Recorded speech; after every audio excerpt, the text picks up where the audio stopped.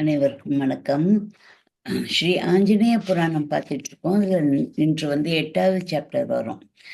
இதுவரைக்கும் பார்த்திருக்க சாப்டர்ஸ் பக்தனுக்கு அருளிய பரமன், குரத்தி சொன்ன குறி, சிரஞ்சீவி அனுமன், ஜெய விஜயர் பெற்ற சாபம், அயோத்தியில் அச்சுதன் அவதாரம், மிதிலையில் மணவாளன், சீதாராமனும் அச்சுதராமனும் கல்யாணம் வரைக்கும் பார்த்துருக்கோம். இப்ப தந்தை சொல் மிக்க மந்திரம் இல்லை அப்படிங்கிற சாப்டர் வந்துட்டோம். சென்ற சாப்டர்ல தான் கல்யாணம் முடிச்சு அயோத்திக்கு வரும்போது பரசுராமர் தடுத்து நிப்பாட்டி என்னை வெற்றி கொண்டு அப்புறம் போ அப்படின்னு ராமபிரானுக்கு சொல்றாங்க. அவர் ஒரு வில்ல எடுத்து தெரியும். பரசுராமனும் இவருடைய அவதாரம் தான், நாராயணனுடைய அவதாரம், இதுக்கு முந்தின அவதாரம். அதனால மூர்க்கத்தனமாக இருப்பார். பரிணாம வளர்ச்சியில ஒவ்வொரு வளர்ச்சியாக தான் அவதார நிலை கூட ஏற்பட்டு இருக்கும். ஆமை, பன்றி, அந்த மாதிரி ஒவ்வொன்றாக பரசுராமர் மூர்கனாக, ராமர் அமைதி, சாந்தம், எப்படி ஒரு மனிதன் வாழணும் எடுத்துக்காட்டு. அடுத்து கிருஷ்ணன் இன்னும் விவேகம், எப்படி அரசாள வேண்டும், எப்படி ஆளுமை திறமையை நிரூபிக்க வேண்டும் அப்படின்னு சொல்லி ஒரு அப்படின்னு அடுத்த நிலை கிருஷ்ணன். அதுக்கு அடுத்தது கல்கி அவதாரம் வர வர இருக்கின்றது, இன்னும் வரல. இங்கெல்லாம் அட்டூழியமும் அநியாயமும் அதர்மமும் ஏற்படுகின்றதோ அந்த அந்த டைம்ல கடவுளே அவதாரம் எடுத்து அதை சரி பண்றதுக்காக தான் இந்த அவதாரங்கள்லாம் ஏற்பட்டிருக்கு. இப்போ கல்யாணம் அப்போ பரசுராமர் மூர்க்கத்தனமாக இருக்காரு. அவர் 21 தலைமுறையாக அரசர்களை பூண்டோடு அழித்து வர்றார். ஏன்னா அவங்க அப்பாவை 21 முறை அவங்க அம்மா அவங்க அரசரோட பையங்க 100 பேரும் கார்த்தவீர்யாசுரனுடைய பையன்க கொண்டுட்டு போயிடுவாங்க. அதனால அவங்க அம்மா 21 முறை நெஞ்சில் அடிச்சுட்டு அழுவா. அதனால இவர் 21 தலைமுறைக்கு இருந்து அரசர் குலத்தையே அழிச்சிட்டு வருவார். இப்போ ராமரை நீ ஜெயிச்சுட்டு போனா அவர் ஒரே வில்லில் வில்ல எடுத்துடுவார். அப்போ அவர் அவர் மனம் திருந்தி என்னை விட்டுடு அப்படின்னு சொல்லுவார்.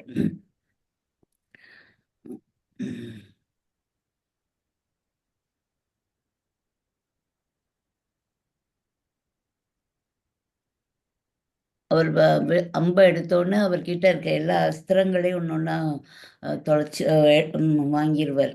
அதாவது இவரோட வில்லுனால அவருடைய அஸ்திரங்கள் ஒன்று ஒன்றாக இழந்துருவார் பரசுராமர். அப்போ அவர்கிட்ட எதுவுமே இருக்காது. ஆனால் அதனால அவர் என்னை விட்டுடு அப்படின்னு கேட்பார். ஏன்னா நான் ஒவ்வொரு நாளும் நான் இங்கே பூமியில் ஜெயிச்சதெல்லாம் நான் ஒருத்தருக்கு தானம் கொடுத்துட்டேன். அதனால அதெல்லாம் அவருடையது. அதனால நான் இங்கே தூங்க முடியாது, பூமியில் நான் இருக்க முடியாது. ஒவ்வொரு நாளும் நான் வானுலகத்துக்கு போய் தூங்கிட்டு தான் நான் மறுநாள் வர முடியும். அதனால எனக்கு கால்கள் வேணும். மந்திரமலைக்கு நான் போகணும், தினைக்கும் நடந்து மந்திரமலை உச்சியில் போய் தூங்கணும். அதனால என் கால்களை ஒன்றும் செஞ்சிடாத அப்படின்னு கெஞ்சுவார். ஒரு காலில் அம்பு விட போவார். கெஞ்சினோடனே அப்புறம் சரி இங்கேருந்து போயிடுங்க, அப்புறம் நான் அம்பு விடலை. ஆனால் புறப்பட்ட அம்பு புறப்பட்டது தான். அதை என்ன செய்யறது அப்படின்னு சொன்னோன்னே அவர் பரசுராமருடைய மேனி நடுங்குது. அப்போ சத்திரியே பூண்டே இல்லாத நீங்கள் அழித்த பின்னர் இந்த பூமண்டலத்துல கச்சிப்ப முனிவருக்கு தானம் செய்த தோஷத்தை போக்கிக் கொள்ளணும். அதனால பூமி முழுவதும் எனக்கு தானம் செய்து விட்டபடியால் நான் அவர் இதுக்கு போயிட்டு போயிட்டு வர்றதா சொல்லிட்டு இருக்காரு, காசியப்பர் அவரோட சாபத்தினால. அதனால என்னை விட்டுடுறாமா அப்படின்னு கேட்குறாரு. என் கால்களை ஒன்றும் செஞ்சிடாத அப்படின்னு கேட்குறாரு.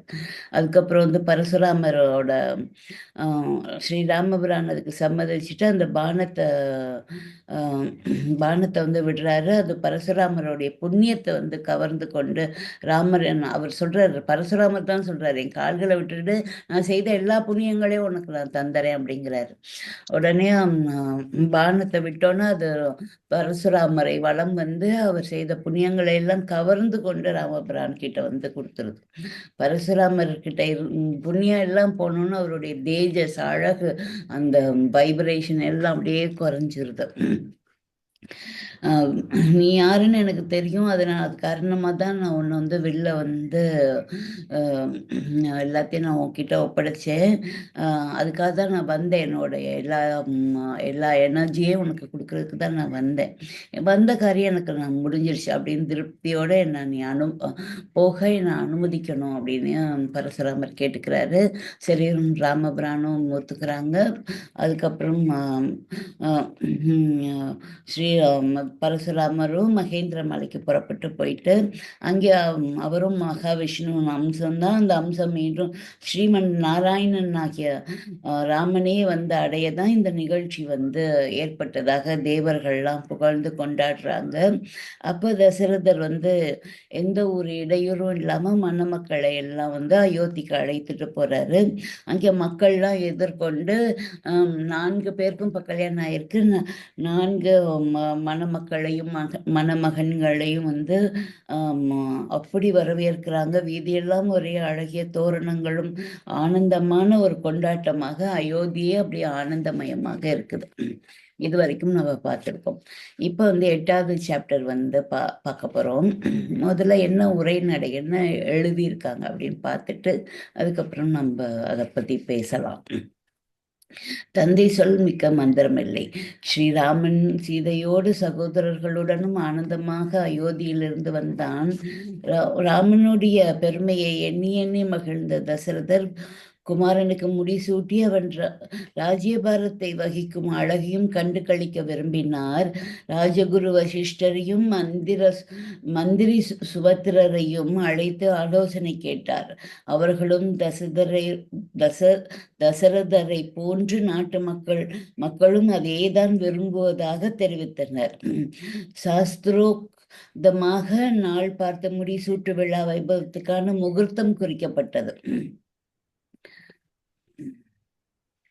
ராமனுக்கு பட்டம் சூட்ட போகும் செய்தி நாட்டு மக்களால் மகிழ்ச்சியுடன் வரவேற்கப்பட்டது. ராமனை பட்டாபிராமனாக கண்டு மகிழ நாட்டு மக்கள் துடித்தனர். அயோத்தி நகரம் ஆனந்தபுரியாக மாறத் தொடங்கியது. நகர மக்கள் பெரும் உற்சாகத்தோடு நகரை அலங்கரிக்க தொடங்கினர். அலங்கார பந்தல்களும் வளைவு தோரணங்களும் ஆங்காங்கே தெருக்களை விந்தை உலகமாக மாற்றின. எல்லா தேசத்து அரசர்களுக்கும் அழைப்புகள் அனுப்பப்பட்டன. கைகேயி தசரதரை மணந்து அயோத்திக்கு வந்தபோது தன்னுடன் மந்தரை என்னும் வேலைக்காரியையும் அழைத்து வந்திருந்தாள். அவள் முதுகு கூனியிருந்ததால் அவளை கூனி என்றே அழைத்தனர். ஸ்ரீராமருடைய பட்டாபிஷேக வைபவத்தை காண நாடு முழுவதுமே துடித்து கொண்டிருக்கையில் ஒரே ஒரு ஆத்மா மட்டும் அந்த செய்தியை கேட்டு மனதிலே வெறுப்பை அடைந்தது. அவள் கைகையினுடைய அந்தரங்க வேலைக்காரியான கூனியே ஆவாள். ஸ்ரீமன் ராம் நாராயணனுடைய அவதார காரியம் நிறைவேற விதி கூனியின் மூலம் அயோத்தியில் பிரவேசித்தது. கைகையை தனித்திருக்கும் வேளையில் கூனி அவளை தேடி சென்றாள். பட்டாபிஷேக வைபவத்தை ஒட்டி கைகேயி தன் அரண்மனையை பிரம்மபுரியாக திகழ ஏற்பாடுகளை கவனித்துவிட்டு களைப்போடு வந்த சமயத்தில் தான் கூனி அவளை நெருங்கி அம்மா என்றாள். என்ன மந்திரை என்று கேட்டாள் கைகேயி. அம்மா, உன்னை பார்த்தால் எனக்கு பரிதாபமாக இருக்கின்றது. இந்த நாட்களில் உங்களுடைய உடம்பு துரும்பாக இழைத்து விட்டதே என்று பரிவோடு கேட்டாள். அவளுடைய வார்த்தைகளை கேட்டு கலகலவென்று சிரித்தாள் கைகேயி. என்னடி கேலி செய்கின்றாய் என்று கேட்டாள். கேலி செய்யவில்லை அம்மா, உங்கள் உடம்பு இழைத்து விட்டதை நான் உணர்கின்றேன். உங்கள் மனத்திலே ஏதோ ஒருவித கவலை உண்டாயிருப்பதாக தெரிகின்றது என்றாள் மந்தரை. பொடி பைத்தியக்காரி, இல்லாத ஒன்று எண்ணி கவலைப்படாதே. என் ஸ்ரீ ராமபிரானுக்கு பட்டாபிஷேகம் என்பதை கேட்டதிலிருந்து நான் ஒரு சுற்று பெருத்து விட்டேன் தெரியுமா? இழைத்திருக்கிற இருக்கிறதாக நீ கற்பனை செய்கின்றாயா என்று செல்லமாக கடிந்து கொண்டாள் கைகேயி. அம்மா, நான் அயோத்திவாசி அல்ல, உங்களுடைய பிறந்த வீட்டை சேர்ந்தவள். உங்களை நான் நன்கு அறிவேன். உங்களுடைய மனதிலே இருக்கும் கவலையை என்னால் உணர முடிகின்றது என்றாள் மந்தரை. கைகேயிக்கு ஒரே திகைப்பாக இருந்தது. என்னடி சொல்கின்றாய்? என் மனத்திலே கவலையா? ஆமாம் அம்மா, சொல்லட்டுமா? என் மீது கோபப்பட மாட்டீர்களே என்று தயங்கினாள் கூனி. சொல்லு மந்தரை, எனக்கு தெரியாமல் இருக்கும் ஒன்றை சொல் என்று அவளை தூண்டினாள் கைகேயி. கைகேயி, அம்மா, நீங்கள் தசரத மகாராஜாவின் அன்புமிக்க அரசியாக இருப்பதால் இன்று அயோத்தியில் நீங்கள் முதன்மையாக திகழ்ந்து வருகின்றீர்கள். ஸ்ரீராமனுக்கு பட்டாபிஷேகம் நடந்துவிட்டால் அவனன்றோ அயோத்திக்கு அரசன். அப்பொழுது அவன் தன் தாயான கௌசல்யைக்கு முக்கிய இடம் அளிப்பான். அன்றோ உங்களுடைய முதன்மை ஸ்தானம் பறிபோய்விட்டால் உங்களுக்கு மதிப்பு ஏது? அதன் பின்னர் உங்களை யார் லட்சியம் செய்வார்கள்? கௌசல்யாவை இட்ட வேலைகளை செய்து கொண்டு அவளுக்கு நீங்கள் வேலைக்காரியாக தான் இருக்க வேண்டும். ஒரு கூடம் பாலிலே துளி விஷம் விழுந்தது போல ஆகிவிட்டது. குனி இல்லாத ஒன்று இருப்பதாக கைகையினுடைய மனதிலே தோற்றுவித்து விட்டாள். ஆனந்த பரவசத்தில் தன்னையே மறந்திருந்த கைகையை இப்பொழுது கூனியினுடைய சாமர்த்தியமான விஷம் தோய்ந்த வார்த்தைகள் அவள் மனதிலே ஒரு குழப்பத்தை உண்டாக்கிவிட்டன. கூனி சொல்வது போல அவள் அதிகாரத்தை இழந்து எல்லோராலும் உதாசீனப்படுத்தப்படுவாளா? ஸ்ரீராமர் அவளிடம் எவ்வளவு பிரியமாக இருக்கின்றான். அவனா இப்படி ஒரு சந்தர்ப்பத்துக்கு இடம் கொடுப்பான்? கையை மௌனமாயிருப்பதை கொண்டு அவள் குழம்புவதை உணர்ந்தாள் கூனி.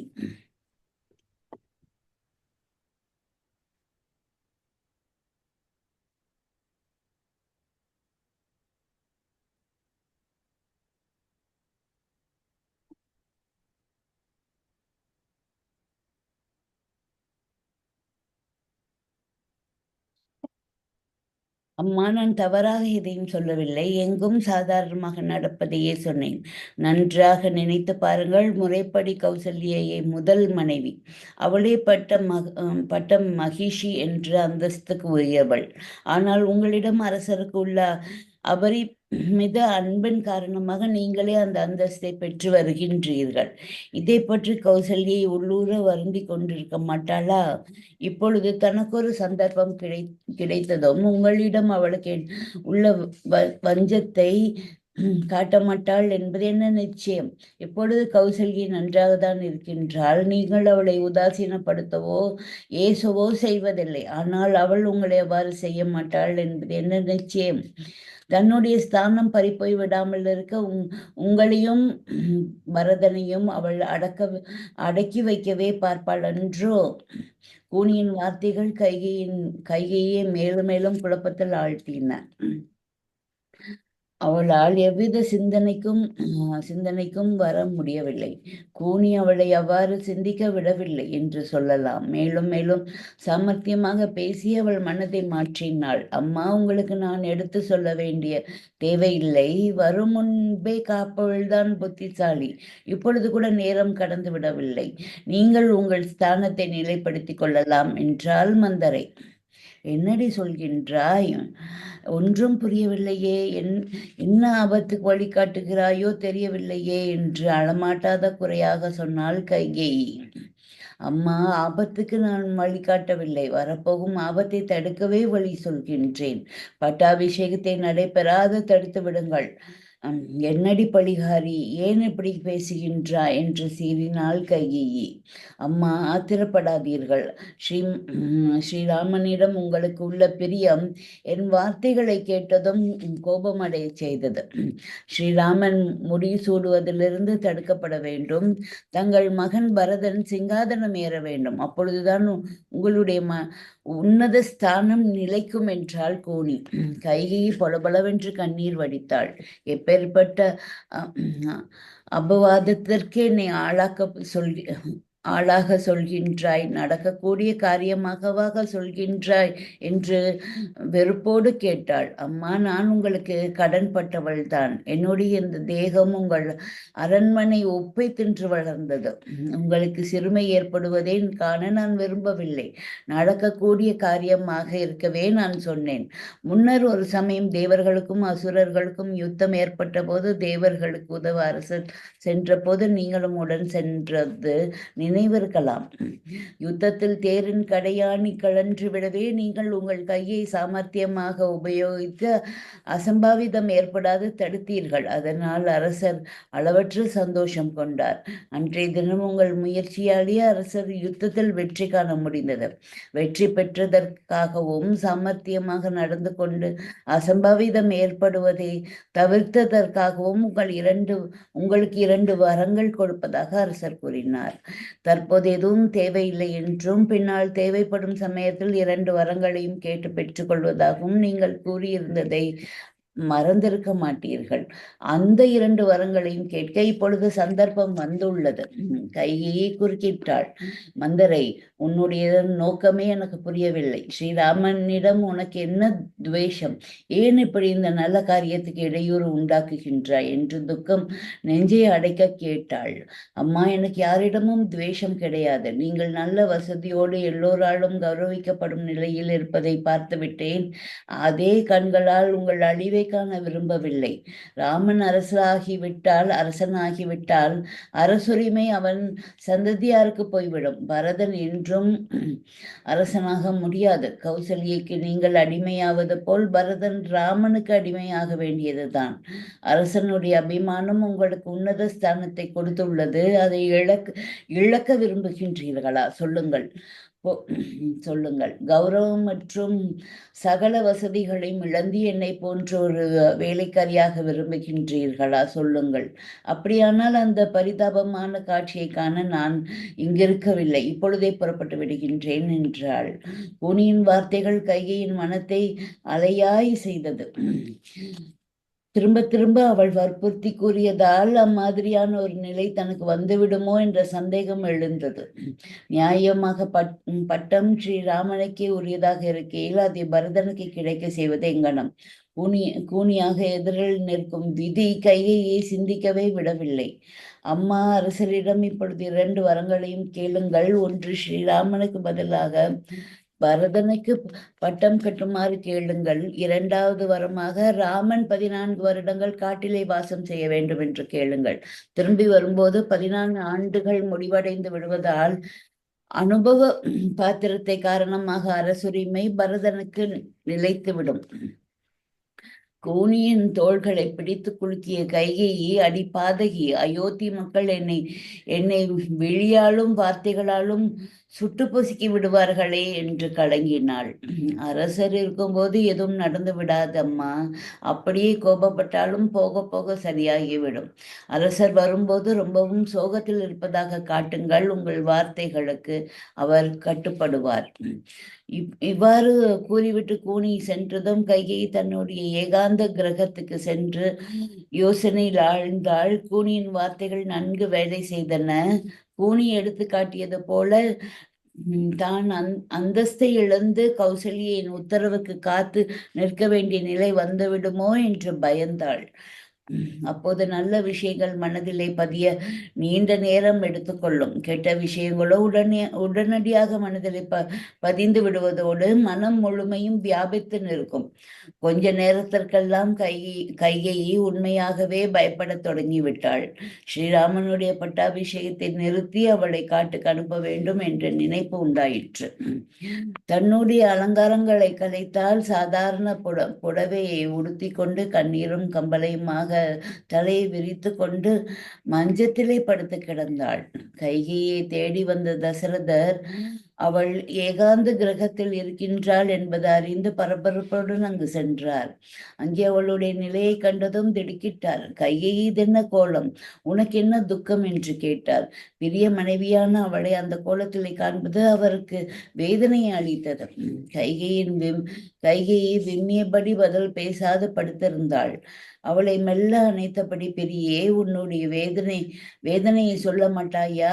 உன் சுக துக்கங்களில் எனக்கும் பங்கு உண்டல்லவா என்று அன்புடன் கேட்டார். என்னுடைய பரிதாப நிலையை எண்ணி பார்த்தபோது துக்கம் தாங்க முடியவில்லை. தசரதர் குறுக்கிட்டு பேசினார். பெரியே, உன்னை யார் என்ன சொன்னார்கள்? துக்கப்படும்படியான நிலைக்கு உன்னை உள்ளாக்கியது யார்? சொல் என்றார். சுவாமி, யாரும் என்னை எதுவும் சொல்லவில்லை. இது நாள் வரை நான் அந்தஸ்தோடு இருந்து விட்டேன். இனிமேல் நான் ஒரு அனாதை. கையை இனி இவ்வாறு இன்னொரு முறை சொல்லாதே. நான் இருக்கும்போது நீ ஏன் அவ்விதம் பேசுகின்றாய் என்று அவள் வாயை பொத்தினார் தசரதர். கைகேயின், உன்னை இந்த நிலையில் பார்க்க என் மனம் படும் வேதனை சொல்ல முடியாது. இன்னமும் தவிக்க செய்து வேடிக்கை பார்க்க விரும்புகின்றாயா? வேண்டாம் இந்த அலங்கோலம். எழுந்து சென்று முகம் கழுவி அலங்காரம் செய்து கொள் என்றார் தசரதர். கைகேயி அவருடைய வார்த்தைகளை அலட்சியம் செய்யாது, சுவாமி, தாங்கள் முன்பு தேவ அசுர யுத்த காலத்திலே எனக்கு 2 வரம் தந்தீர்கள் அல்லவா? அந்த வரங்களை எனக்கு தேவைப்படும் சமயத்தில் கேட்டு பெற்று கொள்வதாக கூறினேன். நினைவிருக்கிறதல்லவா? இப்பொழுது தாங்கள் எனக்கு அந்த 2 வரங்களையும் தர வேண்டும் என்று குழைத்தவாறு சொன்னாள். கைகேயி, நீ கேட்டு நான் எப்போதாவது மறுத்திருக்கின்றேனா? இதென்ன விளையாட்டு? எழுந்திரு என்றார். சுவாமி, இதில் விளையாட்டு ஏதுமில்லை. தாங்கள் தருவதாக கூறினால் நான் சொல்கின்றேன் என்றாள் கைகேயி. உனக்கு வேண்டியது என்ன? சொல், தருகின்றேன் கண்ணே என்று அவளை நிமிர்த்தி மஞ்சத்தில் உட்கார வைத்தார் தசரதர். சுவாமி, என் குமாரன் பரதனுக்கு பட்டம் கட்ட வேண்டும் என்பது ஒரு வரம். துள்ளி எழுந்த தசரதர், கையை என்ன சொல்கின்றாய் என்று பரபரப்போடு கேட்டார். ராமனுக்கு நடக்கவிருக்கும் பட்டாபிஷேகம் என் குமாரன் பரதனுக்கு நடக்க வேண்டும். கையை, இதென்ன விபரீத ஆசை? மூத்தவன் இருக்க இளைவன் பட்டம் ஏறுவது எப்படி நியாயமாகும் என்று உடல் நடுங்க தசரதர் கேட்டார். என்னுடைய 2வது வரம் இதுதான். ராமன் 14 ஆண்டுகள் காட்டிலே வாசம் செய்ய வேண்டும். கையின் அந்த வார்த்தைகள் கூறிய அம்புகள் போல தசரதருடைய நெஞ்சத்திலே பாய்ந்தன. நெஞ்சை கையால் பிடித்தபடி கைகேயி என்று கத்தினார். அவர் உடல் தள்ளாடியது. கைகேயி எழுந்து அவரை தாங்கி மஞ்சத்திலே உட்கார வைத்தாள். தசரதற்கு பேச்சு எழவில்லை. குனிந்த தலை நிமராது உட்கார்ந்திருந்தார். அவருடைய கண்களிலிருந்து நீர் கொட்டியது. சுவாமி, ஏன் மௌனம் சாதிக்கின்றீர்கள்? உங்களுக்கு வருத்தமாக இருக்கின்றதா? அப்படியானால் விட்டுவிடுங்கள். இக்ஷவாகு வம்சத்துக்கு களங்கம் தானே ஏற்பட போகின்றது என்று சொன்னாள் கைகேயி. தசரதர் நிமிர்ந்து அவளை பார்த்தார். உதடுகள் துடித்தன. வார்த்தையோ நெஞ்சை விட்டு வரவில்லை. தவித்தார். கைகேயி, நீதான் பேசுகின்றாயா? இக்ஷவாகு வம்சத்துக்கு களங்கத்தை நீ அல்லவா உண்டாக்கியுள்ளாய். ராமனுடைய பட்டாபிஷேக வைபவத்தை காண உலகமே திரண்டுள்ள இந்த சமயத்திலே நீ இவ்வாறு கேட்கின்றாய். உன் மனத்திலே தான் என்ன இருக்கின்றது? என்னை சித்திரவதைக்கு ஆளாக்கி காண ஆசைப்படுகின்றாயா? வேண்டாம். கையை, இந்த கொடூர எண்ணத்தை விட்டுவிடு. உன்னை கெஞ்சி கேட்டுக்கொள்கின்றேன். ராமன் யார்? அவன் உனக்கு மகன் இல்லையா என்று நான் தழுதழுக்க கேட்டார். உங்களுக்கு விருப்பமில்லாத போது அந்த பேச்சையே விட்டுவிடுங்கள். எனக்கு சமாதானம் வேண்டாம் என்று சற்று கோபமாக கூறினாள் கைகேயி. தசரதர் அவளுடைய கைகளை எடுத்து தம்முடைய நெஞ்சிலே வைத்துக் கொண்டார். கைகேயி, என் நெஞ்சு துடிப்பதை நன்றாக உணர்ந்து கொள். என் கண்ணுக்கு கண்ணாக ராமனை நான் கருதி வருவது தெரிந்துமா இப்பொழுது பேசுகின்றாய்? நீ எவ்வாறு மனம் துணிந்தாய் கைகேயி? நியாயமற்ற ஒரு காரியத்தை செய்யுமாறு என்னை தூண்டுவது சரியா? உன் மனம் மறத்து விட்டதா என்று கண்ணீர் விட்டார். கைகேயி பதில் ஏதும் சொல்லாமல் பேசாதிருந்தாள். கைகேயி, இந்த 2 விஷயங்களையும் விட்டுவிடு, வேறு ஏதாகிலும் கேள், கொடுக்கின்றேன் என்றார். வேறு எதுவும் எனக்கு தேவையில்லை. சொன்ன சொல்லை காப்பாற்ற என்னால் உங்களால் முடியாது என கூறிவிடுங்கள், போதும் என்றாள் கைகேயி. கையேயி, நீ பெண் ஜென்மம் இல்லையா? உன் மனத்திலே இரக்கம் என்பதே இல்லையா? உன்னை கெஞ்சி கேட்டுக்கொள்கின்றேன். என் கண்மணி ராமனை பிரிந்து என்னால் உயிர் வாழ முடியாது என்று கெஞ்சினார் தசரதர். கையை கொஞ்சமும் அசைந்து கொடுக்கவில்லை. ஒரே உறுதியில் இருந்தாள். நான் தவிப்பதைக் கண்டு உன் மனம் இழகவில்லையா? என்னை சித்திரவதைக்கு உள்ளாக்கி கொள்வதற்காகவே இந்த ஜென்மம் எடுத்தாயா? ஊரும் உலகமும் உன்னை ஏசுமே. அவர்களுக்கு ஏமாற்றம் அளிக்கக்கூடிய ஒரு காரியத்தை நான் எவ்வாறு செய்வேன்? ராமனுக்கு முடிசூட்டி கண்ணார கண்டு கழிக்க எண்ணி இருந்தேனே, என் ஆசை நிராசையாக போய்விட்டதே. என் சந்தோஷத்தை கெடுத்துவிட்டு நீ மட்டும் மகிழ்ச்சி இருக்க முடியுமா? வேண்டாம், உன்னை மன்றாடி கேட்டுக்கொள்கின்றேன், என்னை கொன்று விடாதே. தசரதர் கதறினார். அவள் கைகளை பற்றி கொண்டு மன்றாடினார். கையை சிறிதும் விட்டு கொடுக்காது இருந்தாள். உன் மகன் நாடாள வேண்டும் என்ற பேராசை பிடித்திருந்தால் அவன் நன்றாக ஆட்சி நடத்தட்டும். உன் விருப்பப்படியே அவனை அரசனாக்குகின்றேன். ஆனால் ராமன் உனக்கு என்ன துரோகம் செய்தான்? அவன் இங்கே இருக்கட்டும், அவனால் எவ்வித இடையூறும் ஏற்படாது. தசரதருடைய கதறலோ தவிப்போ கைகையை கொண்டிருந்த பிடிவாதத்தை மாற்றவில்லை. ஏன் இந்த பிரலாபம்?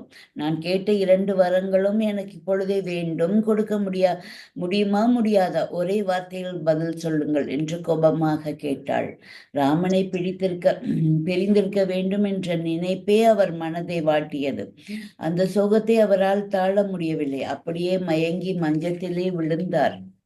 கைகேயி அங்கிருந்து சேடிகளில் ஒருத்தியை கூப்பிட்டு ராமனை தான் அழைத்ததாக கூறி அழைத்து வரச் செய்தாள். கைகேயி அழைப்பதாக கேட்டதும் ராமன் ஓடோடி வந்தான். தலைவிரி கோலமாக கையை உட்கார்ந்திருப்பதையும் மஞ்சத்திலே தசரதர் மூர்ச்சித்து கிடப்பதையும் கண்டு திடுக்கிட்டான். அம்மா, அழைத்தீர்களாமே, என்ன விஷயம்? அப்பாவுக்கு என்ன நேர்ந்தது? ஏன் மயங்கி கிடக்கின்றார் என்று பணிவோடு கேட்டான். ராமா, உன் தந்தையிடம் நான் 2 வரங்களை கேட்டிருந்தேன். அதை உனக்கு எவ்வாறு தெரிவிப்பது என தெரியாமல் மூர்ச்சித்து விட்டார். ராமன் கையினுடைய பாதங்களை தொட்டு கண்களிலே ஒற்றி கொண்டான்.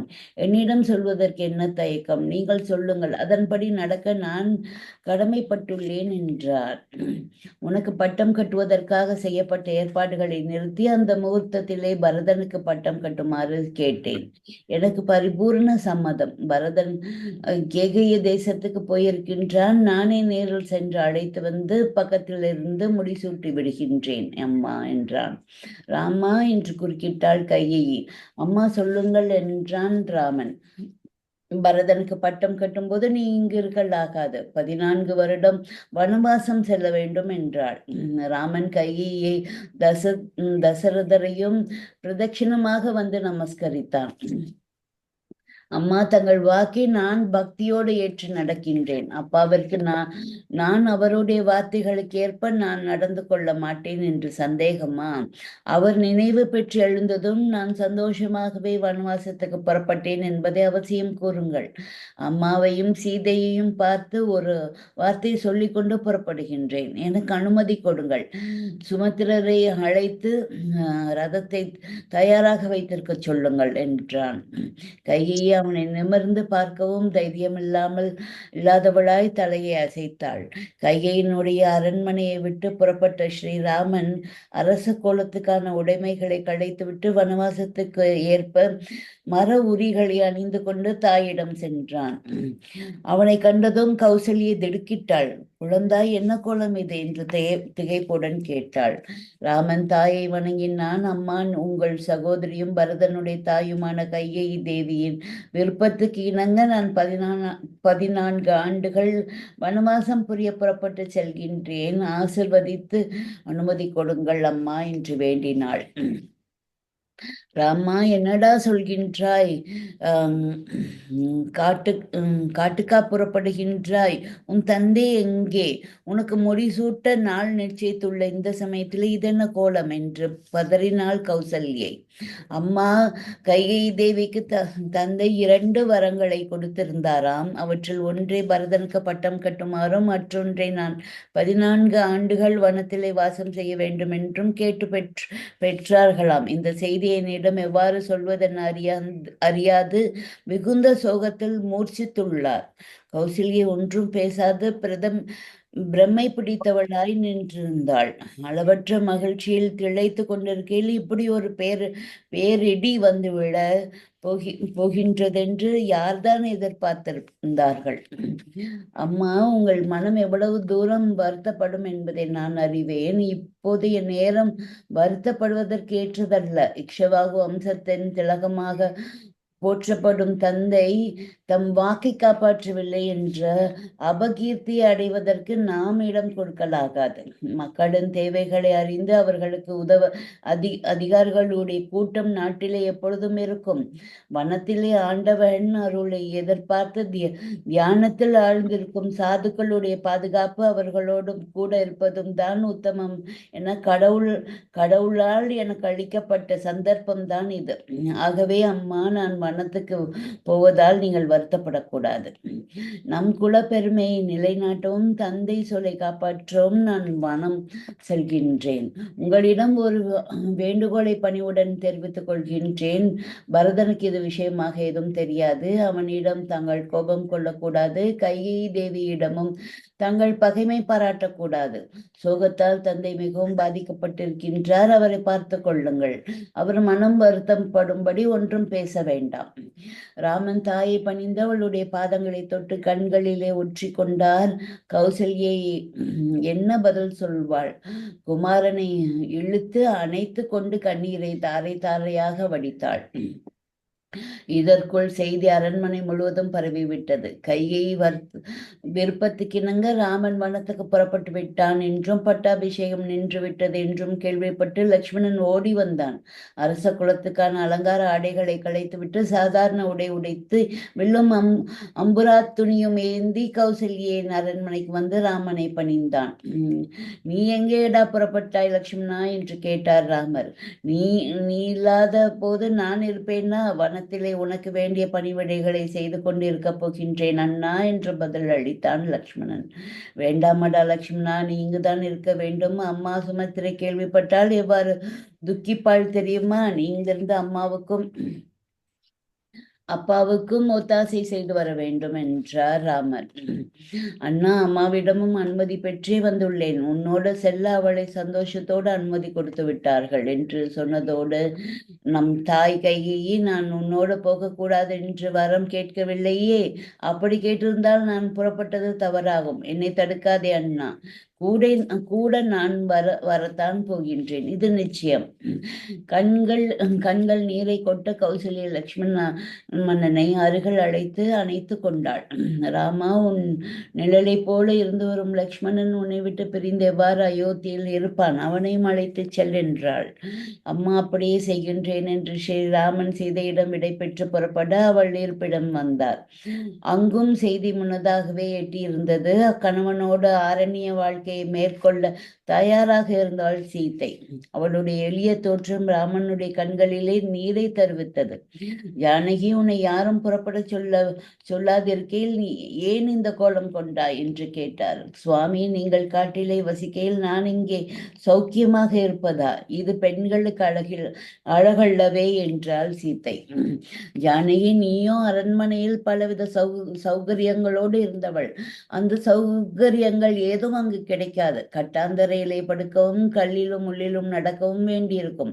வாய்க்கு ருசிமிக்க உணவு கிடைக்காது. உன்னுடைய மென்மையான உடலுக்கு அது ஒத்துக்கொள்ளாது.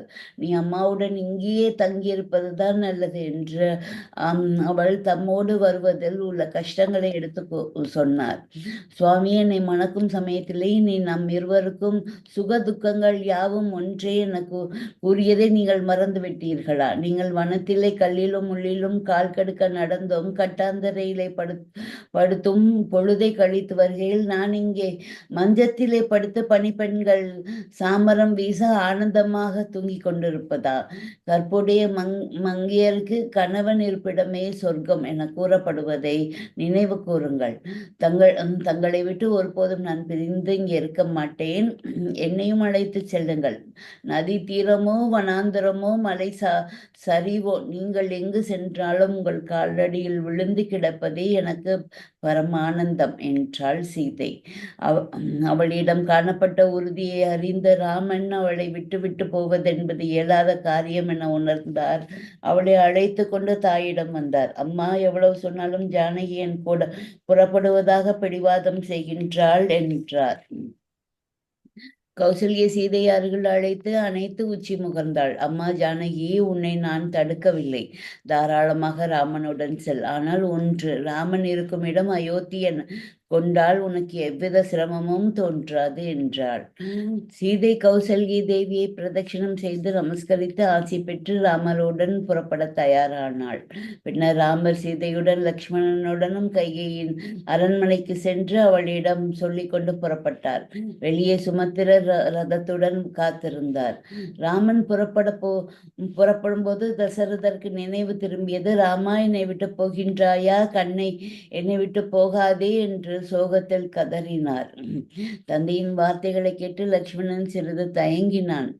ரதத்தில் ஏறிய ராமன், லக்ஷ்மணா, ரதத்தில் ஏறு, நேரம் கடத்துவதால் தந்தையின் சோகமே அதிகரிக்கும்.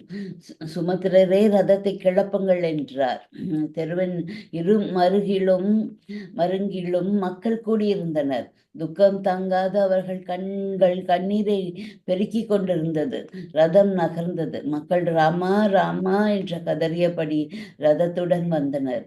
அவர்களை திரும்பி செல்லுமாறு சுமத்திரர் எவ்வளோ கேட்டுக்கொண்டார். மக்களோ அதற்கு உடன்படவில்லை. ராமன் இல்லாத அயோத்தி அரண்மனைக்கு ஒப்பாகும் என ரதத்தை தொடர்ந்தனர். நேற்று வரை எங்கு திரும்பினாலும் ஒரே குதூகலமாக இருந்து வந்த அயோத்தி நகர வீதிகளில் இன்று பொழிவிழந்து காணப்பட்டது. ராமன் கானகம் செல்வதை குறித்து மரம், மட்டை முதலான ஜட பொருட்கள் கூட துக்கம் கொண்டாடுவது போல தோன்றியது. அஸ்தமிக்கும் வேளையில் அவர்கள் அயோத்தி நகரை விட்டு அரண்யத்தில் நுழைந்தனர். அப்பொழுது கூட மக்கள் ரதத்தை தொடர்ந்து வந்தனர். அவர்களை திரும்பி செல்லுமாறு எத்தனை விதமாக எடுத்து கூறியும் ரதத்தை தொடர்ந்து வந்து கொண்டிருந்தனர். அவர்கள் பின் தொடர்ந்து வருவதை தடுக்க வழியை யோசித்து கொண்டிருந்த ராமர் எல்லோரும் நடந்து வந்த களைப்பால் இரவு அயர்ந்து நித்திரையில் இருந்த சமயம் சுமத்திரரை எழுப்பி தாம் இங்கிருந்து புறப்பட இதுவே தகுந்த சமயம் என்பதை தெரிவித்தார். சுமத்திரர் ரதத்தை தயார் செய்து ராமர் லட்சுமணர்களையும் சீதையும் ஏற்றிக்கொண்டு புறப்பட்டார். விடுவதற்குள் அவர்கள் வெகு தூரம் சென்று விட்டனர். பொழுது புலர்ந்தது. விழித்து எழுந்த அயோத்தி மக்கள் தாங்கள் ஏமாற்றப்பட்டு விட்டதை உணர்ந்தனர். ராமா ராமா என்று கதறிக்கொண்டு சிறிது தூரம் வரை ஓடி வந்தனர். ரதம் சென்ற திக்கை அவர்களால் அறிய முடியவில்லை. அடக்க முடியாத துக்கத்தோடு அவர் திரும்பினார். அரண்யத்தின் அடர்ந்த பகுதியை அடைந்ததும் இனி மக்கள் தங்களை தொடர முடியாது என்பதை உணர்ந்தார் ராமன். ரதத்தை நிறுத்தி சொல்லி கீழே இறங்கினார். சுமத்திரரை, இனி தாங்கள் திரும்பி அயோத்திக்கு செல்லலாம். தாங்கள் மேலே பயணத்தை தொடர்ந்து கங்கையை நாங்கள் மேலே பயணத்தை தொடர்ந்து கங்கையை கடக்க வேண்டும் என்றார். சுமத்திரர் நடுங்கும் கரங்களால் ராமனுடைய கைகளை பிடித்தார். கன்னங்களிலே நீர் வழிந்து ஓடியது. ராமா, உன்னுடன் இருந்துவிட என்னை அனுமதிக்க வேண்டும். உன்னை விட்டு நான் அயோத்தி சென்றால் மக்கள் என்னை சும்மா விடமாட்டார்கள் என்று மன்றாடினார். ராமன் அவருடைய கண்களிலே விழுந்த நீரை துடைத்து, சுமத்திரரே, எங்களுக்கு அறிவுரை வழங்க வேண்டிய உங்களுக்கு நான் எடுத்து சொல்லும்படியாக ஆகிவிட்டது. எங்களோடு நீங்கள் இருப்பது முடியாத காரியம். மேலும் அயோத்தியில் என் தந்தை எனக்கு என்ன நேர்ந்ததோ என கவலைப்பட்டு கொண்டிருப்பார். அவரிடம் சென்று நாங்கள் பத்திரமாக சௌகரியமாகவும் சுகமாகவும் சந்தோஷமாகவும் இருப்பதாக சொல்ல வேண்டும். தாமதம் செய்யாத புறப்படுங்கள் என்றார். சுமத்திரர் சோகத்தால் தள்ளாடினார். ராமனுடைய வேண்டுகோளை மீறவும் முடியாமல் தட்டு தடுமாறி ரதத்திலே ஏறினார்.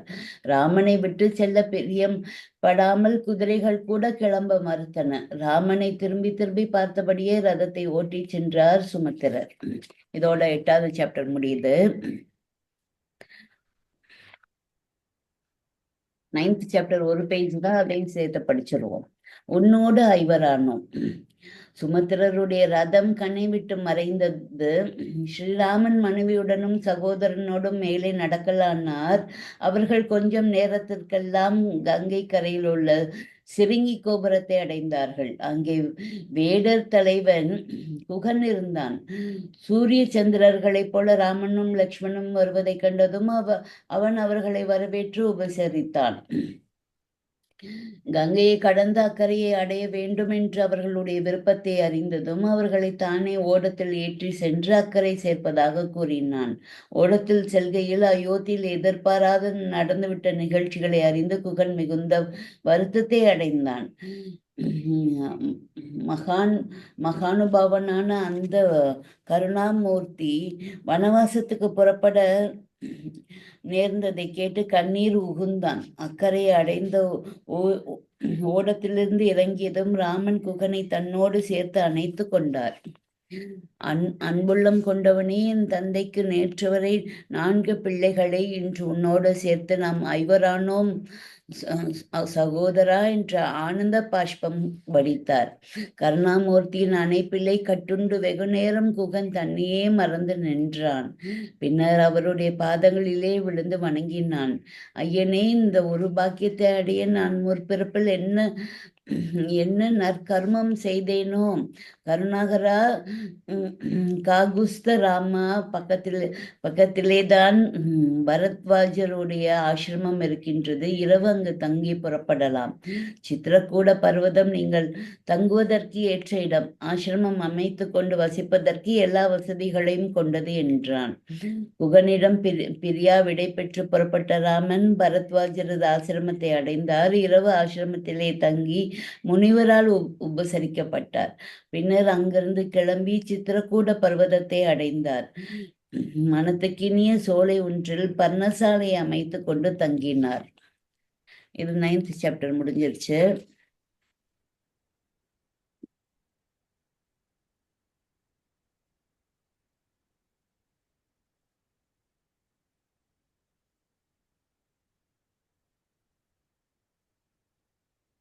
இப்போ 8th 9th மட்டும் நம்ம பார்த்துருவோம். ஏன்னா 10 கொஞ்சம் பெருசா இருக்கு, அதை நாளை பார்ப்போம்.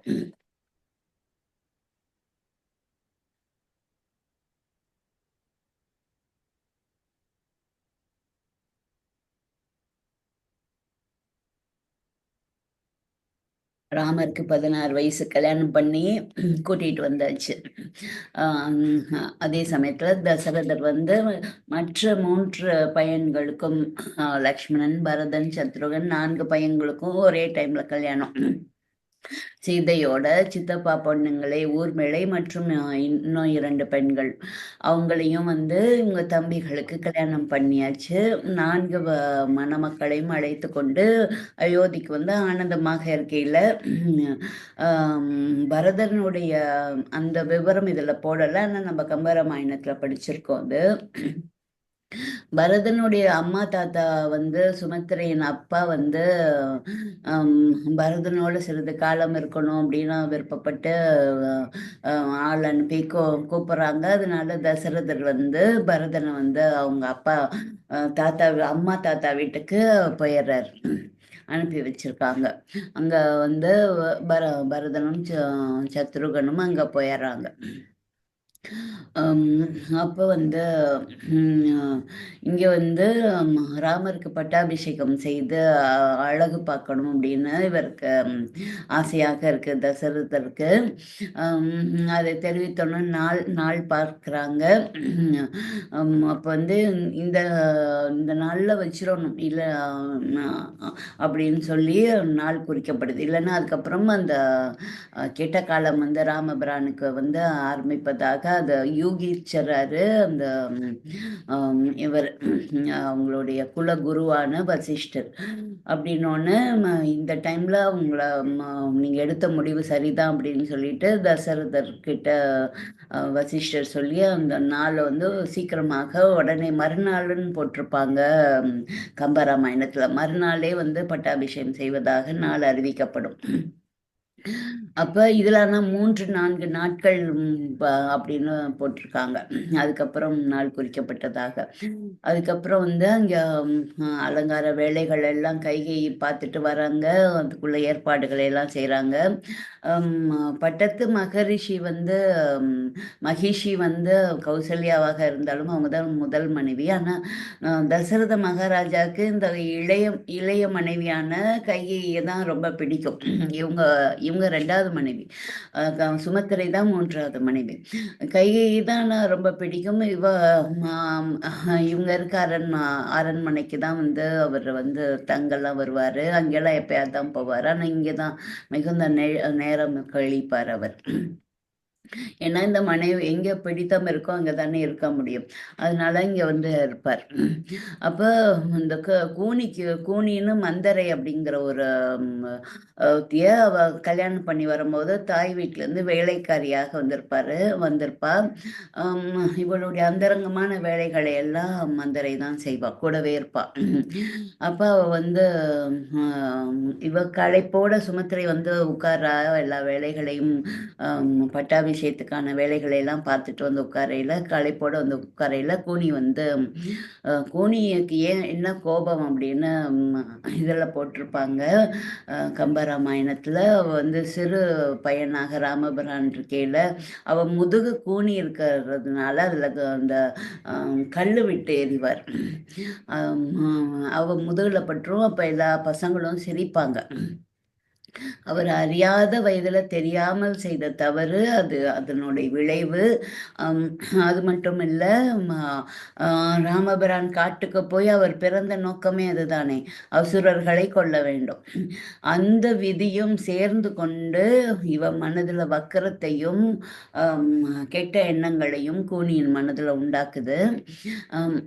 விதியின் விளையாட்டு அப்படின்னு சொல்லுவாங்க பாருங்க, அந்த மாதிரி விதி வந்து அவ மனதில் பூந்து கொண்டு அந்த வக்கரம் வந்து அவளுக்கு கோபமாக மாறி வஞ்சனை செய்ய தூண்டுது. எல்லாமே இந்த கெட்ட குணங்களாகட்டும் நல்ல குணங்களாகட்டும் ஒன்றோட ஒன்று தொடர்புடையதாக இருக்கும். அப்போ இந்த மாதிரி அந்த அந்த வக்கரம் தான், இந்த மனதில் உள்ள அந்த வக்கரம் அவனை எப்படியாவது அழித்திடணும் அப்படின்னு சொல்லி அந்த கோபம் வந்து வக்கரமாக மாறி வஞ்சனையாக மாறி இப்படி வந்து அவனை காட்டுக்கு அனுப்ப அளவுக்கு யோசிக்க வச்சிருது. அந்த அந்த தாட்ஸ் வந்து அவ்வளோ பேடாக அப்படி வந்துடுது. ஏன்னா மனதுக்கு உள்ளே இருக்கிற அந்த கோபம் அதுதான் இவ்வளோ ரிசன்மெண்ட்டாக அது மாறி இருக்கு. அப்புறம் அவங்க வந்து சொல்கிறாங்க, கையை வந்தோடனே உன்னுடைய பையன் பரதன் ஆட்சி செஞ்சாதான் இப்போ வந்து தசரதர் உன் மேலே பிரியமாக இருக்கார். அவன் ஆட்சி செஞ்சாதான் அந்த நீ பட்டத்து மகிழ்ச்சியாக முடியும், அந்த பெருமையெல்லாம் உனக்கு கிடைக்கும். இப்போ தசரதர் இருக்கிறதுனால உனக்கு பெருமை கிடைக்குது. அப்புறம் இல்லாட்டி நீ வேலைக்காரியாக கௌசல்யைக்கும் ராமனுக்கும் இருக்கணும், என்ன மாதிரி இருக்கணும். அதனால அப்படின்னு சொல்லி கொஞ்சம் கொஞ்சமாக இந்த ஒரு துளி பாலில் ஒரு விஷம் விழுந்தால் கூட பால் முழுவதும் கெட்டு போயிடும் இல்லையா, விஷப்பாலாக மாறிடும். அந்த மாதிரி இவள் மனதில் கொஞ்சம் கொஞ்சமாக அவள் சொல்லி களங்கத்தை ஏற்படுத்தி ஆனால் ராமன் வந்து அப்படி செய்வானான்னு ஒரு துளி நேரம் கூட அவள் யோசிக்க இந்த மந்தரை விடலை. கௌசல்யா அப்படி நடந்துக்குவாங்களான்னு நல்ல விஷயங்களை யோசிக்க விடாமல் அந்த கெட்ட விஷயங்கள் வந்து மனது பூரா பரவிக்கிட்டும் அந்த பயம் வந்துடும். அந்த பயம் வந்தோடனே யோசிக்கிற தன்மை குறைந்து போயிடும். அதுவும் பாருங்கள் உன்னோட ஒன்று தொடர்புடையதாக இருக்கும். அந்த பயம் வந்தோடனே அந்த யோசிக்கிற தன்மை குறைந்துடும். அந்த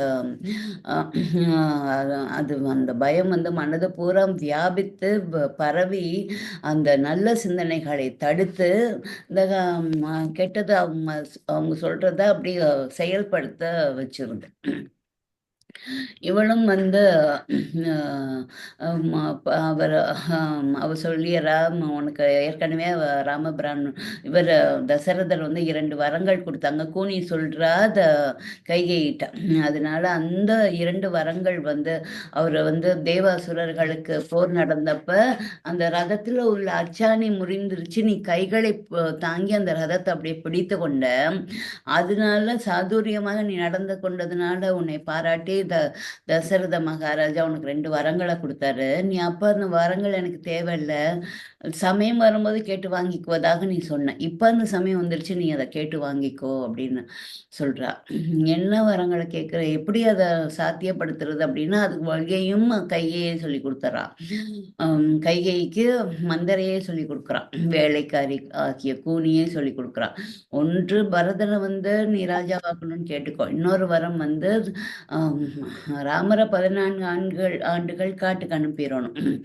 அப்போ பரதன் வந்து 14 ஆண்டுகள் ஆட்சி செஞ்சு பழகிட்டான்னா அவன் ராமபுரம் திரும்பி வந்தாலும் இவனுடைய அனுபவ காரணமாக இவனே வந்து ராஜாவாக தொடர்ந்து இருக்கலாம். அப்போ நீயே பட்ட மகரிஷியாக எப்பொழுதும் உன்னுடைய சொல்லுதான் உயர்ந்த சொல்லாக எல்லாரும் கேட்பாங்க, அந்த மாதிரி நீ எப்போதும் இருக்கலாம் அப்படின்னு சொல்லி மந்தரை வந்து மனசுல கலங்கத்தை ஏற்படுத்திட்டு போயிடறான்.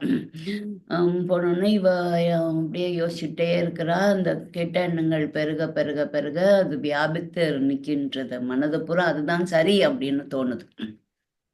ஏன்னா அந்த பயம், எங்கே அப்படி ஆயிடுவோமோ, வேலைக்காரி மாதிரி நம்ம மற்றவங்க சொல்கிறத கேட்குற நிலைமைக்கு நம்ம தள்ளப்பட்டு விடுவோமோன்னு அந்த பயம் வந்தோடனே இதை வந்து செயல்படுத்த ஆரம்பிக்கிறாங்க.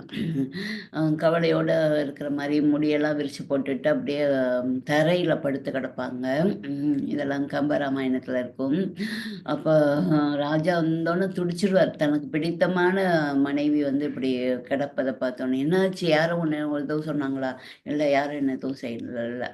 அப்போ ஏன் இப்படி இருக்க அப்படின்னோடனே, இந்த மாதிரி எனக்கு எல்லாம் என்னை விட்டு போயிடுமோன்னு எனக்கு பயம் வந்துருச்சு. என் பையன்தான் வந்து பரதன் தான் வந்து நாடாளணும் பண்ணோன்னு, உனக்கு என்ன பைத்தியமா பிடிச்சிருக்கு, ராமரும் உன் பையன் தானே, அவன் நீ சொல்றத கேட்காமலே போயிடுவான், அவன் உனக்கு எந்த அவமரியாதையும் உனக்கு கொடுக்க மாட்டான், அவனும் உன் பிள்ளை தானே அப்படின்னு எவ்வளோ சொல்றார். இல்லை, அவன் சரி, அவன் அவன் அவன் வந்து உடனே விட்டு கொடுப்பான், இவனுக்கு நீ பட்டாபிஷேகம் பண்ணி பார்க்க ஆசைப்படலையா, அவன் என்னுடைய கண்கள் இல்லையா அப்படின்னா எவ்வளோ எடுத்து சொல்றாரு தசரது. இதெல்லாம் எதுவுமே வேண்டாம். அந்த பிடிவாதம் வந்து பிடிவாதத்தோட நல்ல விஷயங்கள் இருக்கும் போது அது ஜெயமாக மாறும். அது ஜெபமாக ஆகி ஜெயமாக மாறும் நல்ல விஷயங்களுக்கு இருக்கும் போது. அது இந்த மாதிரி கெட்ட விஷயங்களுக்கு இருக்கும் போது அழிவை கொண்டு வந்துடும் அந்த பிடிவாதம். அதனால் பிடிவாதமும் வந்து ஒரு எதுக்கு நம்ம பயன்படுத்தணும் அப்படிங்கிறத நமக்கு தெரியணும். அந்த பிடிவாதம் நல்ல விஷயமே, ஆனால் கிடையவே கிடையாது. எப்படி இலகுவாக மற்றவர்கள் நன்மைக்காக தன்னை மாற்றிக்கொண்டு ஏற்றுக்கொள்கின்றோமோ அதுதான் நல்ல விஷயம். பிடிவாதத்தோடு இருந்து மற்றவர்களை மாற்றுவது மற்றவர்களுக்கு கஷ்டத்தை தான் கொடுக்கும். அது ஒருபோதும் பிடிவாதம் வந்து நல்ல விஷயம் கிடையவே கிடையாது. அந்த பிடிவாதத்தோடு இருந்து ராமபிரானும் இப்போ 14 ஆண்கள் காட்டுக்கு போயிடணும்னு இவருக்கு அவ்வளோதான், தலை சுற்றி மயக்கம் போட்டு கீழே விழுந்துடுறாரு தசரத மகாராஜா. ஏன்னா அவர் வந்து அவருடைய உயிர் அவருடைய 2 கண்களாக ராமபிரானை வந்து நினைத்திருப்பார். அது அவர் காட்டுக்கு போகணுன்னோன்னு அவன் எப்படி அந்த கஷ்டத்தை தாங்குவான்னு மயக்கம் போட்டே விழுந்துடுறார். உடனே வந்து ராமருக்கு ஆள் அனுப்புகிறா கைகை. உடனே அவர் ஓடி வரார்.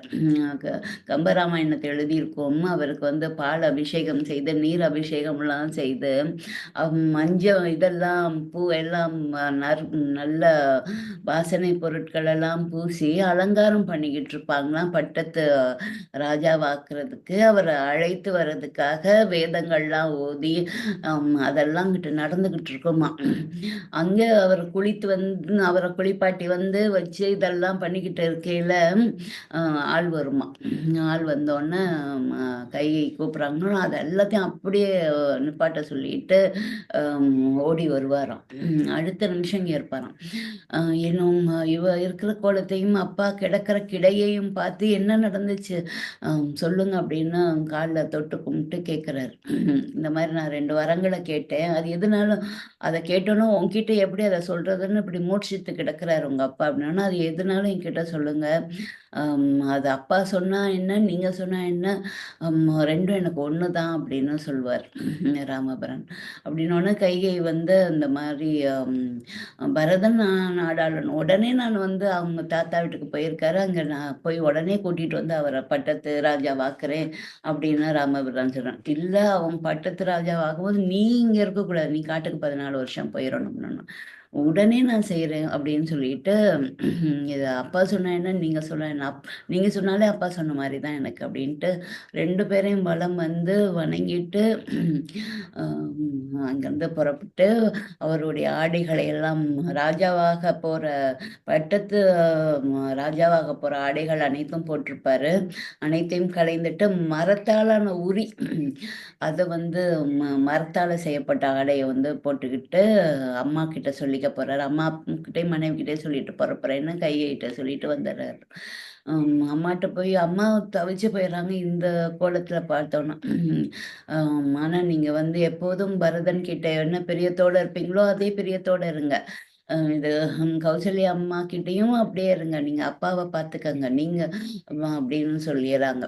நான் இப்ப போகாட்டி இக்ஷவாகு குலம் அவங்க குலத்தோட பெருமை, அந்த அப்பா சொன்னதை கேட்கவில்லை பையன் அப்படிங்கிற அந்த பழி வந்துடக்கூடாது. அப்பா கொடுத்த வாக்கு வந்து நிறைவேறணும். நான் போகாட்டி அந்த வாக்கு நிறைவேறாது. அதனால அந்த வாக்கு வந்து பொய்யாயிரணும்.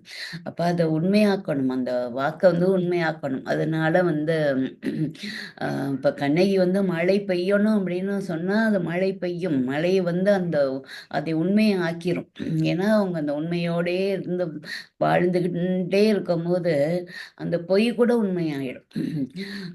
ஏன்னா அவங்க அவ்வளோ தர்மத்தை வந்து தர்மத்தோட இருக்கிறவங்க.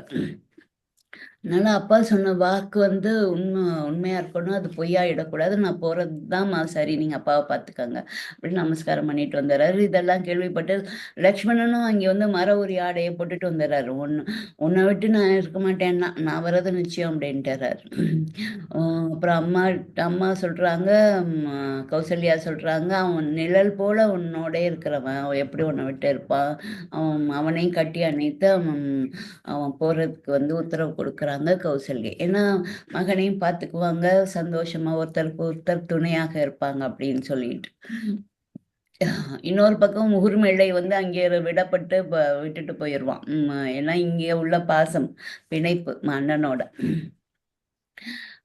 அப்ப அந்த பெண்ணும் அதை ஏற்றுக்கொண்டிருக்கின்றாள் பாருங்க. அதை ஏத்துக்கிறான். அண்ணாவோட போறதுக்கு கணவன் போறதுக்கு ஏத்துக்கிறா. அப்ப அவளுடைய தியாகமும் இதுல வந்து அடங்கியிருக்கு.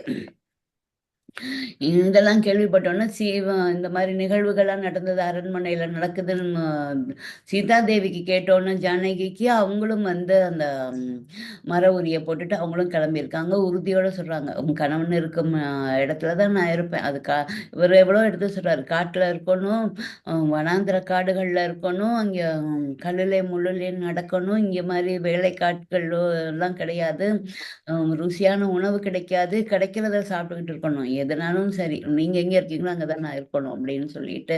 ஏன்னா கல்யாணம் பண்ணும்போது சுக துக்கங்கள் 2லையும் நான் வந்து பங்கு பெறேன்னு சொல்லி தானே என்ன கல்யாணம் பண்ணிக்கினீங்க, அதனால நான் அப்படிதான் இருக்கணும், உங்களோட தான் இருக்கணும் அப்படின்னு சொல்லிடுறாங்க. போய் கௌசல்யா கிட்ட அம்மா அவளும் என்னோட தான் வருவாளான்னு போய் சொல்லும் போது அவளையும் அணைத்து முத்தமிடுகின்றாள் கௌசல்யை. நீ ஒரே ஒரு விஷயம் மட்டும் ஞாபகம் வச்சுக்கோ, கணவன் இருக்கும் இடம்தான் அயோத்தி, ராமபிரான் இருக்கிற இடம் தான் அயோத்தின்னு மட்டும் ஞாபகம் வச்சுக்கோ அப்படின்னு சொல்லி அனுப்பி வைக்கிறாங்க. சுமத்திரர் வந்து ரதத்தை வச்சுக்கிட்டு ரெடியா நிக்கிறாரு. அதுல ஏறிக்கிறாங்க. ஊர் மக்களே கண்ணீரோட பின்னாடி வருது. மரம், செடி, கொடிகள் எல்லாம் கூட கவலையோட இருக்கு. ராமபிரான் அங்கேருந்து போறாங்கன்னு. ராமபிரான விட்டுட்டு எங்களால இருக்க முடியாதுன்னு மக்களே பின்னாடி வராங்க. அந்த அன்பு பாருங்க. அவங்க எல்லாரும் பின்னாடி வராங்க. எவ்வளோ சுமித்திரரும் சொல்றாரு, ராமபிரானும் சொல்றாங்க, திரும்பி போ மாட்டேங்கிறாங்க. அங்க வந்து சாயங்காலம் ஆயிருச்சு. அங்க தங்குறாங்க ஒரு இடத்துல வந்து. எல்லாரும் நடந்து வந்த களைப்புல தூங்கியறாங்க. ம், கம்பராமாயணத்துல சொல்லியிருக்கு, அந்த இவர லக்ஷ்மணனையும் சுமத்திரரையும் எழுப்பிட்டு நம்ம நடந்து இங்கேருந்து போயிடுவோம். வண்டியில அந்த ரதத்துல போனா அந்த ரதத்தோட வண்டியோட சுவடு சக்கரத்தோட அடையாளம் தெரிஞ்சு அதில் கூட மக்கள் பின்னாடியே வந்துடுவாங்க. அதனால நம்ம நடந்தே போயிடுவோம்னா இங்கேருந்து நடந்து போயிடுறாங்க. சுமத்திரரை எழுப்பி சொல்லி இவங்க எல்லாரையும் விடிஞ்சோன்னு எங்கள்கிட்ட இப்படியே கூட்டிகிட்டு போயிருங்க அப்படின்னு சொல்லிட்டு போவாங்கன்னு போட்டிருந்தது. ஆனால் இதில் வந்து சுமத்திரரையும் எழுப்பி அவர் ரதத்தை வந்து ரொம்ப தூரம் போயிடறாங்க. அந்த இவங்கெல்லாம் காலையில் எந்திரிச்சோன்னு அந்த சக்கரத்தோட தடம் வந்து சிறிது தூரம் வரைக்கும் தெரியுது. அதுக்கப்புறம் காட்டில் தெரியல. சிறிது தூரம் போயிட்டு நம்மலாம் ஏமாற்றப்பட்டுட்டோம் தெரிஞ்சோன்னு கொஞ்ச நேரம் வருத்தப்பட்டுட்டு நாட்டுக்கு திரும்பி போயிடுறாங்க அப்படின்னு போட்டிருக்கு.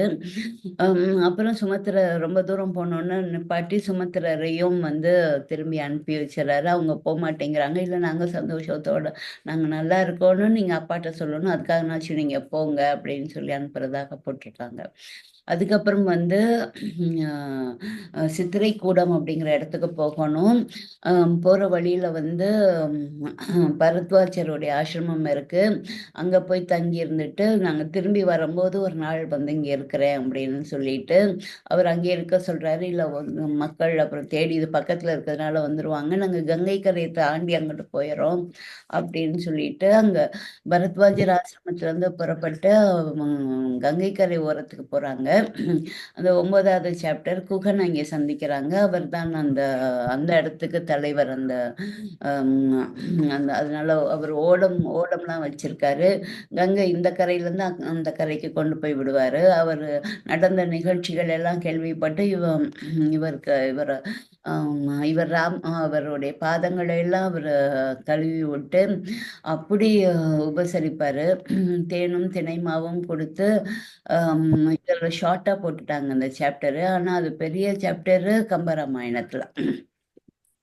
அங்க வந்து நான் இங்கேயே நீங்க தங்குங்க, நான் இங்கேயே உங்களுக்கு குடில் கட்டித்தரேன், இந்த மரத்துல உங்களுக்கு தங்கிக்கங்க, அதெல்லாம் குடில் கட்டித்தரேன், உங்களுக்கு என்ன வேணுமோ அனைத்தும் நான் இங்கேயே கொண்டாந்து தரேன்னு அப்படி அன்பை வந்து அப்படி காட்டுவாரு. அதுல அந்த அன்புல வந்து அப்படியே கரைந்து போயிடுவாரு ராமபிரான். அவரை கட்டி அணைச்சு பிடிச்சுக்குவார். நாங்க 4 பேரோட உன்னையும் சேர்த்து 5 ஆனோம் அப்படின்னு சொல்லுவார். நீனும் என்னோட பிரதர் ஆயிட்ட அப்படின்னு சொல்லி அந்த அன்பு, அவர் காட்டின அன்பு, இவர் திக்குமுக்காட செய்து எவ்வளவு மனிதர்களை சந்திக்கிறாங்க. ஆனாலும் அந்த யாரு அதிக அன்பு காட்டுறாங்களோ அவங்கள தானே மனதுக்கு ரொம்ப பிடிக்கும். அந்த அன்பு அவரை வந்து சகோதரராக ஏற்றுக்கொள்கின்றார் ராமர். அதுக்கப்புறம் அங்கே இருந்துட்டு அங்கே கங்கை கரையை தாண்டிட்டு இப்போ அதுக்கப்புறம் நடந்து போய் அந்த சித்திரைக்கூடம் அந்த இடத்துக்கு போயிட்டு அங்கே வந்து ஒரு பர்ணசாலை, ஒரு குடிசையாட்டம் அங்கே போட்டுட்டு அங்கே தங்குறாங்க. இது வரைக்கும் நம்ம பார்த்துருக்கோம். இப்போ நம்ம 10th சாப்டர் நாளை பார்ப்போம். இப்போ 108 முறை ஸ்ரீராமா ஜெய் ஜெய் ராமா. ஏன்னா ராமரை பற்றி தான் இன்று பார்த்தோம். ஹனுமானை பற்றிலாம் நாளைக்கு இன்னும் 1 or 2 சாப்டர்ஸில் வந்துடும். ஃபாஸ்ட்டாக கொண்டுட்டு போகிறாங்க.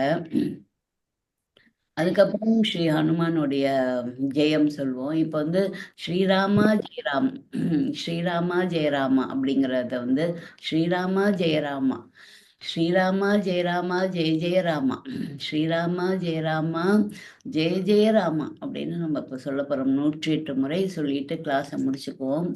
இதுவும் சேர்த்து ரெக்கார்ட் பண்ணால் ரொம்ப லாங் ஆயிடுது, அதனால ஸ்டாப்